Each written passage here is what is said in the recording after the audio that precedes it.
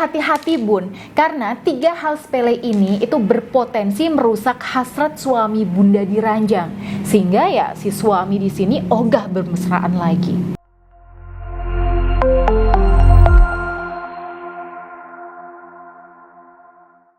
Assalamualaikum warahmatullahi wabarakatuh.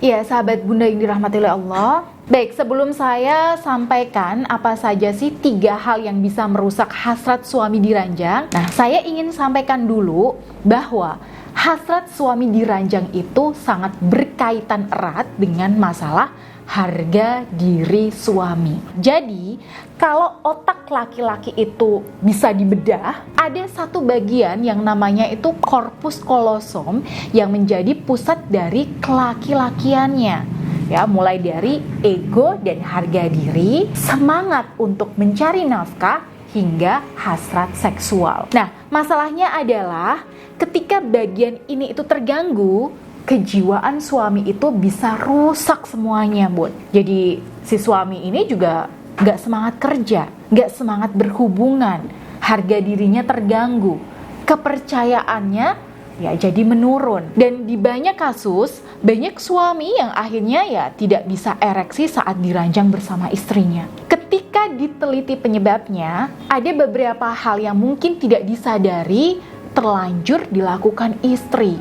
Nah, ini mungkin kita para istri belum tahu nih, kalau perbuatan ini itu efeknya bisa mengancam keharmonisan rumah tangga dan membuka celah masuknya pelakor. Maka dari itu, di sini saya akan sampaikan ke para sahabat bunda mengenai 3 hal nih, bun. Jadi, yang pertama yaitu menolak suami diranjang. Suami itu hasratnya itu susah untuk dibendung atau ditunda-tunda, bunda. Kalau ditunda-tunda, efeknya ya bisa berbahaya, emosian, suka marah-marah, pelit, dan sebagainya.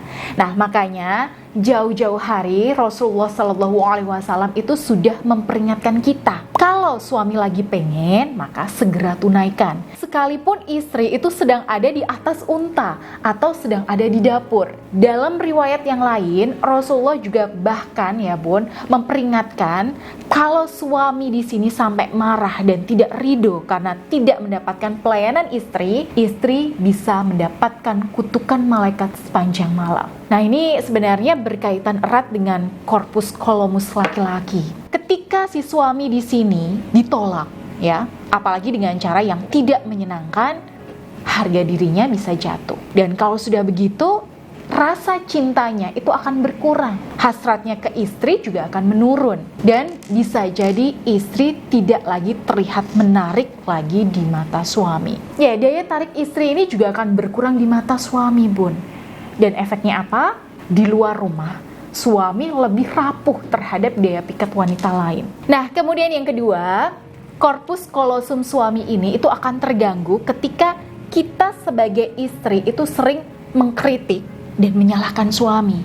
Nah, mengapa? Ketika kita sering mengkritik ya dan menyalahkan suami, apalagi di depan orang lain, maka harga diri dan rasa bangga suami itu jadi rontok, bun. Karena dimanapun suami itu fitrahnya ingin dikagumi dan tidak mau dianggap salah. Makanya kalau ingin mengkritik suami, ya kita perlu adab saat bicara supaya harga diri suami itu tidak merasa terintimidasi maupun dihakimi. Nah, ketika suami sering mendapatkan kritik dan harga dirinya jadi rendah, secara otomatis dia akan merasa nggak bergairah lagi dengan istrinya. Bahkan rendahnya harga diri ini sangat mempengaruhi kekuatan dan potensi seksualnya saat mau berhubungan dengan istrinya. Entah itu bertenaga, ejakulasi dini, dan sebagainya. Oke, kemudian yang ketiga ya, yang juga bisa membuat suami itu rusak nih korpus kolosumnya, yaitu keinginan istri untuk mengontrol suami. Mulai dari memantau aktivitas suami, nyuruh-nyuruh, ngelarang-larang, atau memperlakukan suami seperti anak-anak yang harus diatur-atur. Nah, karena fitrah suami ini sebagai pemimpin ya, secara bawah sadar dia tuh nggak mau diatur istri, tapi dia yang ingin mengatur. Nah, ketika dia terlalu diatur, dikontrol, diawasi, lalu dilarang-larang, disuruh-suruh, maka harga dirinya akan jatuh. Dan secara otomatis hasratnya pun ya ikut jatuh. Biasanya ini terjadi di kasus-kasus di mana suami ini hanya diam dan asal nurut aja sama istri. Maka dari itu, kalau kita ingin hasrat suami kembali pulih, setidaknya 3 hal ini itu perlu Bunda hindari jauh-jauh ya sebagai langkah awalnya. Nah, terus setelah saya hindari, selanjutnya gimana dong Bunda Ayu? Saran saya Bunda di sini bisa perbaiki hubungan dengan suami Bunda ya. Perbaiki cara bicara, penuhi kebutuhan bahasa cinta suami Bunda.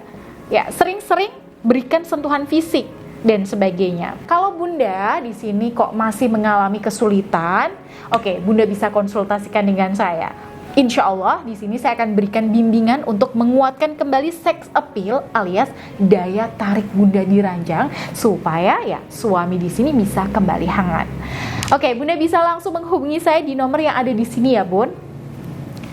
Saya Bunda Ayu pamit. Wassalamualaikum warahmatullahi wabarakatuh.